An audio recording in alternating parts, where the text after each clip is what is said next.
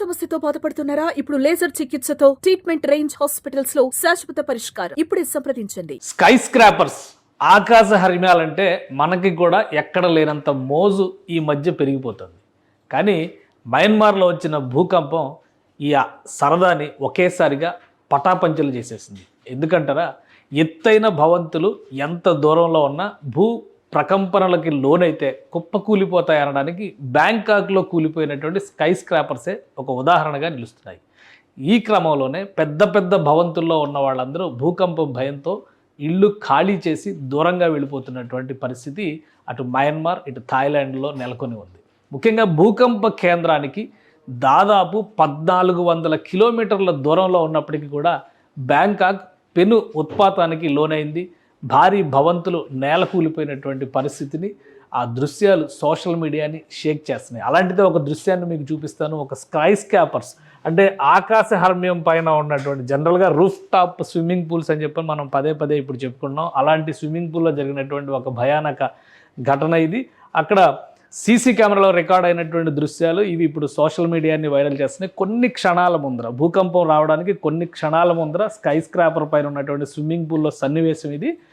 ఈ సందర్భంలోనే భూములు ప్రకంపనలు మొదలు కావడం, అలజడి స్విమ్మింగ్ పూల్లో కూడా ఒక అలజడి లోనవడం మీరు గమనించి చూస్తే కనుక మొత్తం కొన్ని సెకండ్లోనే భయోత్పాతాన్ని సృష్టించేటువంటి సన్నివేశం కనిపిస్తుంది. అలానే ఈ ప్రకంపనలు కొనసాగింది కేవలం 10 సెకండ్ల నుంచి 16 సెకండ్లు మాత్రమే. అయినప్పటికీ కూడా పెద్ద పెద్ద భవంతులు నిర్మాణంలో ఉన్నటువంటి భవంతులు కూడా కుప్పకూలిపోయి, ఇది పైనుంచి చూస్తున్నటువంటి సన్నివేశం, కింది నుంచి తీసినటువంటి దృశ్యాలు కూడా ఈ భవంతికి సంబంధించినటువంటి దృశ్యాలు ఇప్పుడు సోషల్ మీడియాలో వైరల్ అవుతున్నాయి. బ్యాంకాక్ భూకంప కేంద్రానికి దాదాపు 1400 కిలోమీటర్ల దూరంలో ఉన్నప్పటికీ అక్కడ పెద్ద ఎత్తున నిర్మాణంలో ఉన్నటువంటి భవనాలు కుప్పకూలిపోయినటువంటి పరిస్థితి. మెట్రో రైలుకి సంబంధించినటువంటి కారిడార్ల మధ్య గ్యాప్ వచ్చేసింది. దీంతో మెట్రో రైలును కూడా ఆపేస్తూ నిర్ణయం తీసుకుంది బ్యాంకాక్లో ఉన్నటువంటి ప్రభుత్వం. ఇమ్మీడియట్గా ఎత్తైన భవంతులు పెద్ద భవనాలకి సంబంధించినటువంటి పటిష్టత పైన పరీక్షలు చేయాలని చెప్పని ప్రభుత్వం నిర్ణయం తీసుకుంది. దీంతో ప్రజలందరూ కూడా సురక్షిత ప్రాంతాలకు వెళ్ళిపోతున్నటువంటి పరిస్థితి. ఈ దృశ్యాలతో పాటు ఒక విషయాన్ని మనం విశ్లేషించి చూడాల్సింది ఏంటంటే, ఇక్కడ డిస్టెన్స్ వైజ్గా చూసినప్పుడు ఇది మొత్తం కూడా సిస్మిక్ జోన్గా ఉన్నటువంటి రెడ్ మార్క్ ఉన్నటువంటి ప్రదేశం అంతా కూడా సిస్మిక్ జోన్ అంటే భూకంప తీవ్రత ఉండేటువంటి లేదా భూకంపానికి అవకాశాలు ఉండేటువంటి ప్రాంతాలు. ఇది ఇండియన్ టెక్టానిక్ ప్లేట్ ప్లస్ ఇక్కడ ఉన్నటువంటి మయన్మార్ మైక్రో ప్లేట్ మధ్య జరిగేటువంటి సంఘర్షణ ఫలితంగానే ఈ ప్రదేశం చాలా వరకు భూకంపాలకి కేంద్రం అయ్యేటువంటి అవకాశం ఉన్న ప్రాంతంగా శాస్త్రవేత్తలు విశ్లేషిస్తున్నారు. సో ఈ క్రమంలోనే మనం చూసినప్పుడు ఇప్పుడు ప్రస్తుతం జరిగినటువంటి భూకంప ప్రధాన కేంద్రం చూస్తే మయన్మార్లోని మ్యాండలేలో ఉంది. మ్యాండలేకి బ్యాంకాక్కి ఉన్నటువంటి డిస్టెన్స్ ఒకసారి మనం విశ్లేషించేటువంటి ప్రయత్నం చేద్దాం. ఇది మ్యాండలేకి బ్యాంకాక్కి ఉన్నటువంటి డిస్టెన్స్ సూచించేటువంటి మ్యాప్ 828 మైల్స్ అంటే దాదాపుగా 1380 కిలోమీటర్ల డిస్టెన్స్ చూపిస్తున్నటువంటి ప్రదేశం ఇది. ఈ 1380 కిలోమీటర్ల డిస్టెన్స్ కూడా చాలా దూరంగా అడవులు మధ్యలో అనేక నదులు ఇటువంటి భూమిపైన జరిగేటువంటి అభివృద్ధి ప్రణాళిక మొత్తాన్ని కూడా మనం చూస్తాం. బ్యాంకాక్ అనేది అంతర్జాతీయ నగరంగా ఉన్నటువంటి నగరం. ఆ డిస్టెన్స్ వైజ్గా చూస్తే చూడండి 18 గంటల 45 నిమిషాలు ప్రయాణం చేసేటువంటి మార్గం ఉంటుంది.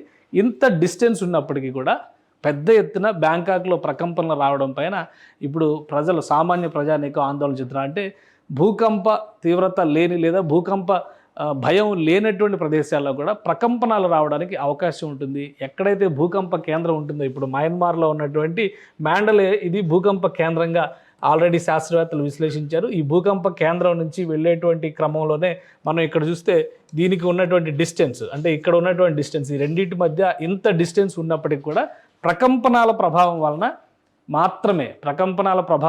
మాత్రమే బ్యాంకాక్లో నష్టం జరిగింది. దానికి కూడా ప్రధాన కారణం 5-6 అంతస్తులు ఉన్నటువంటి భవనాలకి పెద్దగా ఇబ్బంది కలగలేదు.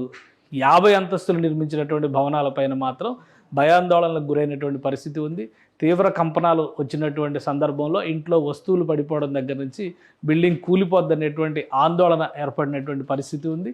అలానే మెట్రో రైల్ లాంటివి ఎక్కడైతే డబుల్ డెక్కర్గా నిర్మాణాలు జరిగినాయో అక్కడ ప్రతి చోట కూడా సమస్య ఎదురైనటువంటి పరిస్థితి ఏర్పడింది. దీనికి తోడు పిల్లర్లకి సంబంధించి పిల్లర్లకి మధ్య ఏర్పడినటువంటి ఖాళీలు ఇప్పుడు ఒక పెద్ద సమస్యగా మారుతున్నాయి. వాటిని మళ్ళీ నిర్మించాల్సినటువంటి పరిస్థితి ఉంటుందా లేదా సామాన్యమైనటువంటి మరమ్మతుల ద్వారా వినియోగంలోకి తీసుకురావడానికి అవకాశం ఉంటుందా? ఈ రెండు అంశాలపైన బ్యాంకాక్ ప్రభుత్వం అధ్యయనాలు చేసేటువంటి ప్రయత్నంలో నిమగ్నం అయి ఉంది. ఈ అనుభవం తర్వాత స్కై స్క్రాపర్స్ అనేటువంటి ఆలోచన వైపే భయం గొలిపేటువంటి పరిస్థితులు ఉన్నాయని శాస్త్రవేత్తలు విశ్లేషిస్తున్నారు. ఎందుకంటే ఎత్తైనటువంటి భవనాల నిర్మాణ సమయంలో ఎన్ని జాగ్రత్తలు తీసుకున్నప్పటికీ కూడా భూకంపనాల తీవ్రత రిక్టర్ స్కేల్ పైన 7 కంటే ఎక్కువ నమోదైతే కూలిపోవడానికి అవకాశాలు ఉన్నాయనేటువంటి సంకేతాలు ఎప్పటి నుంచో ఉన్నాయి. భూకంప కేంద్రం కానీ లేదా భూకంపాలకి అవకాశం లేనటువంటి సురక్షితమైనటువంటి జోన్స్లో ఇలాంటి నిర్మాణాలు జరిగినప్పుడు కొంతవరకు వెసులుబాటు ఉండొచ్చు. కానీ కంపనాల తీవ్రతను బట్టి సురక్షిత ప్రాంతాలు కూడా దాని ప్రభావానికి లోనయ్యే అవకాశాలు ఉన్నాయని శాస్త్రవేత్తలు విశ్లేషిస్తున్నారు. సో స్కై స్క్రాపర్స్ జోలికి వెళ్ళాలంటే ఈ భూకంపం తర్వాత భయపడాల్సిన పరిస్థితి వస్తుందా అనే సందేహం కలుగుతుంది. మొత్తం మీద బ్యాంకాక్ కానీ మయన్మార్ కానీ తేరుకోవడానికి కనీసం 1 నెల రోజులు పట్టేటువంటి అవకాశం కనిపిస్తుంది.